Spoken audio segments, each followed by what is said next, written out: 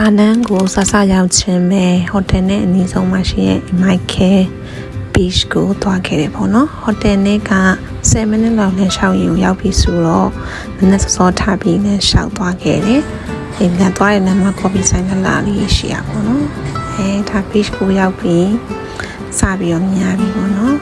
ကမ်းခြေရလေးရောရှိရပေါ့နော်ဒီမှာရှိလေးတွေကလည်းကြည်နေရပဲပေါ့နော်သူတို့ပြောတာ crystal clear ဆိုပြီးတော့ပြောတာပေါ့နော်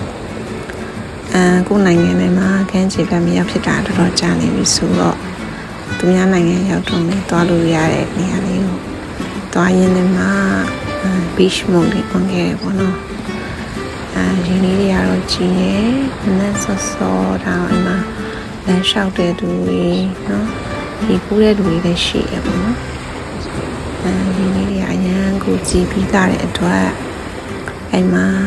ထိုင်ရောမှာပိုင်းတန်လေးနားထောင်ပြီးတော့လမ်းလျှောက်ဖြစ်ခဲ့တယ်နိုင်ဝလောက်ကမ်းခြေတစ်ဖက်ပတ်လျှောက်လိုက်တယ်ပေါ့နော်တော်တော်မှကျင်းလို့ကောင်းတယ်ပေါ့နော်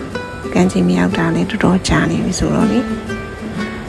ဒီမှာရှိလေးရအရင်ကချင်းရဲ့အတွက်မိုင်းလေးထိုင်ကြည့်ပြီးတော့မှ